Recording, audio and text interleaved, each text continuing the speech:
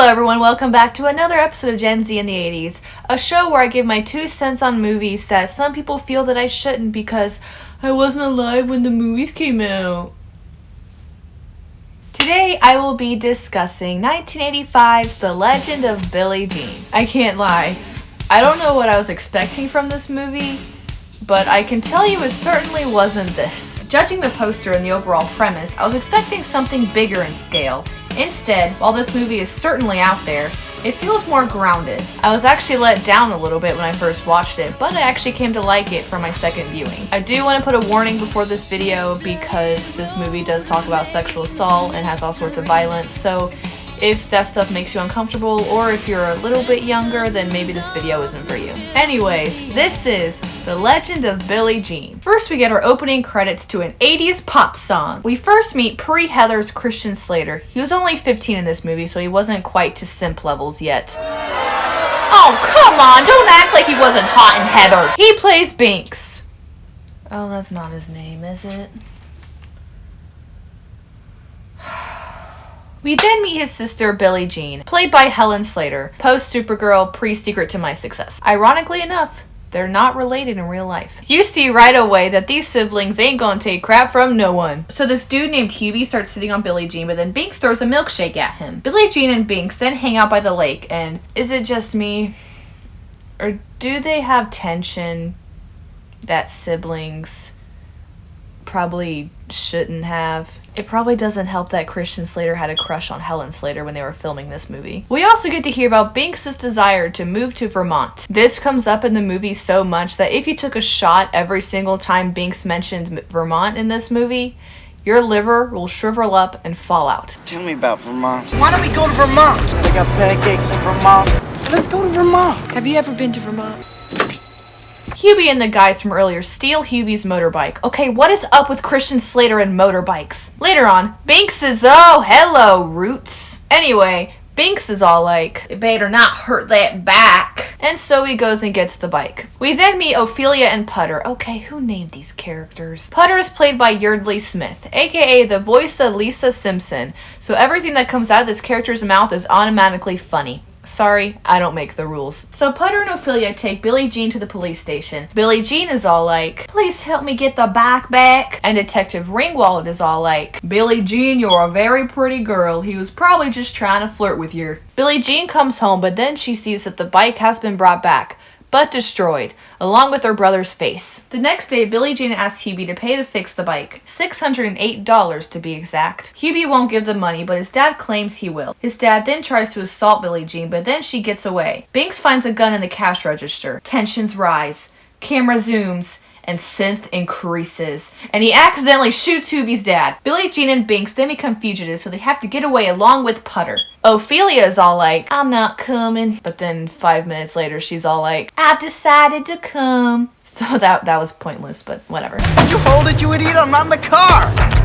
Why do I feel like that was improvised? Anyway, Billie Jean and Putter go into a gas station and they are recognized. The kids who recognize them buy their type 2 diabetes for them. From another gas station, Billie Jean calls Detective Ringwald and they agree to meet up at the shopping mall so Hubie's dad will give her the $608. Meanwhile, Hubie's dad has a poster of Billie Jean in his window and many people try to buy it. Okay, am I the only one sitting here wondering who took that picture? At first, he doesn't want to, but then he realizes that he can use capitalism to his advantage. Detective Ringwald then says this: "You won't pay her, but you'll sell her picture." So this leads to a discussion about how Detective Ringwald is probably the most interesting and well-written character in this movie, other than Billie Jean. Ringwald is the line that separates the side between good and evil, with Billie Jean lying on the side of good and Hubie's dad lying on the side of evil. Ringwald is clearly working on the side against Billie Jean. However, he comes to her defense at times because he knows that Billie Jean doesn't deserve this. He knows that Binks and Billie Jean deserve the money, and he knows that Hubie's dad is scum. So oftentimes throughout this movie, he's clearly working against her, he's trying to find her, he's trying to get her back home, but at the same time he always takes up for her because he knows this entire situation is just screwed up. Anyway, Billie Jean and her friends go to the mall and hatch a plan. They steal stuff they need and leave IOUs written in crayon. Why do I love that so much? Billie Jean meets up with Hubie's dad to get the money, but it turns out it's a trap. Wow, that's so shocking. Then we get this goofy but fun chase scene throughout the mall set to Rebel Yell by Billy Idol. A perfect song choice. Binks even pulls a fake gun on Ringwald. Okay, between that, his character being a little bit psycho, and the fact that he owns a motorbike, this is just JD's origin story. The chase around the mall then makes the news and Billie Jean's fame increases. This guy grabbed a hold of her backpack and she turned around and kicked him right in the nuts and kept on running. It was hilarious. Billie Jean, wherever you are, I love you. And the Oscar goes to... This guy from The Legend of Billie Jean. This is the first Oscar and 6th nomination. Putter and Ophelia walk by and see that they're on the news, and this is their reaction. Now subject of a statewide manhunt. The mystery remains with Oh no my answer God. until she is counted. Also, I love that no one around them even recognizes them. They decide to go and break into a house, and... Huh? Am I still watching the right movie? Anyway, this guy is Lloyd, the forced love interest of this movie. He lives here and his dad is out of town. Everyone goes swimming, but Billie Jean is left alone watching Joan of Arc. Shh! You hear that? That's the synth music. It means a pivotal moment's coming up. Billie Jean chops her hair. The keyboards are keyboarding. She makes an entrance. The neon lights are... neon! And she makes a video to send out to all the news stations. Okay, first of all, you're telling me she cut her hair that well with just that little pair of scissors? No, not buying it. Second, the way Binks is looking at her in this scene is very uncomfortable. That is your sister. Stop looking at her like that. Anyways, when I first watched this scene, when I first watched this movie, I was like, oh yeah, this movie is gonna get awesome. This is where it's gonna get great. And then it just kind of slows down after this.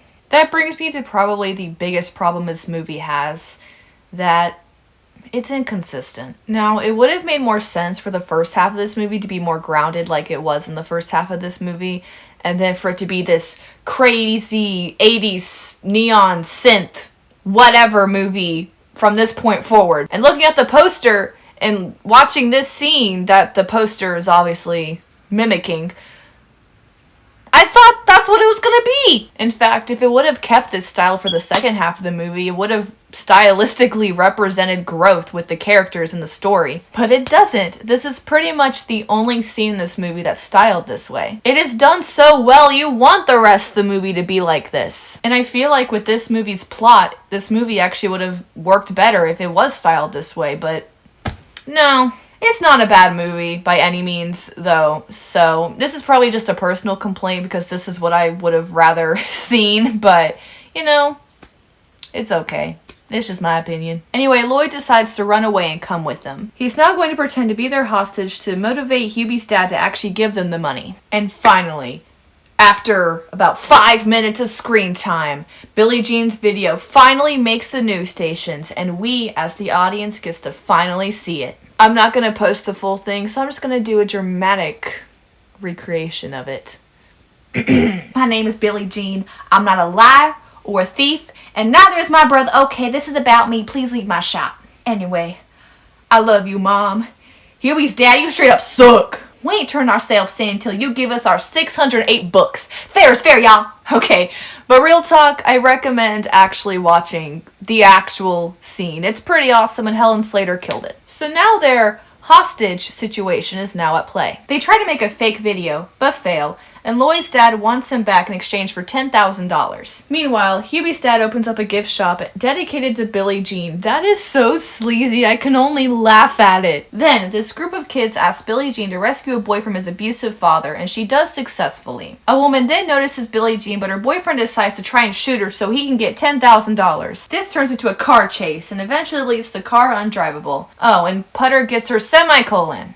There's not really a point in this being in this movie, but whatever. I'll take it, I guess. Billie Jean and Lloyd kiss, because they had so much chemistry before. And Billie Jean decides to turn Putter and Ophelia in to keep them safe. Later, Billie Jean, Lloyd, and Binks go to a country club. Lloyd is all like, let's steal a car, I'll pay it back. And Billie Jean is all like, we can't use an IOU for a car. But then Binks, big fat, unsuccessfully steals the car anyway. And now they're running from security. Billie Jean then gets into a car with a girl who has stolen her look. Meanwhile, at the police station, bear with me, this all happens very fast. Ringwald questions if Binks had a real gun or not. A bunch of Billie Jean imposters try to turn themselves in. Putter's mom comes in and slaps her to Springfield. Putter tries to use scissors on her, but then Putter impulsively cuts her hair.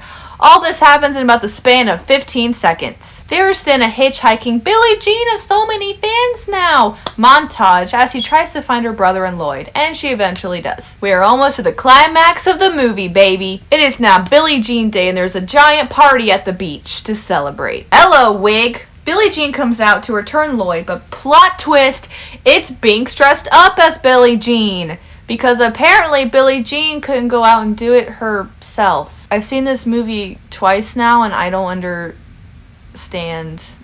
I didn't understand this plot point both times. Because someone explained to me why Binks went out there instead of Billie Jean. Hubie notices this and tries to fight Binks, but then he pulls a fake gun on him. But then Binks gets shot. So Billie Jean finally confronts Hubie's dad. And it is so satisfying. She ends up not accepting the money, and his entire store goes up in flames, and everyone burns their Billie Jean merchandise with it. Binks survives, and him and Billie Jean finally make it up to Vermont, and the movie ends on this awkward freeze frame. The end! And that was The Legend of Billie Jean, and I have to say I liked it a lot better the second time around. This movie is pure teenage rebellion, and it is done so well. The messages of the movie aren't in your face and shoved down your throat, and it shows that you can make a movie about female empowerment without constantly declaring it's about female empowerment. Take notes, Elizabeth Banks. And the message of the movie, in my opinion, I feel like is elevated because the movie doesn't take itself so seriously. Is it a perfect movie? No, it has some issues pacing and it's not very consistent as I mentioned earlier, but honestly, it's very underrated. It deserves a much higher score on Rotten Tomatoes and it isn't talked about nearly enough. For my Gen Z in the 80s ranking, I had a very hard time ranking this one, but I decided to rank it below Can't Buy Me Love and above Monster Squad. Anyway, thank you for tuning in to this episode of Gen Z and the 80s. Now remember, don't steal a car from a country club, and fair is fair.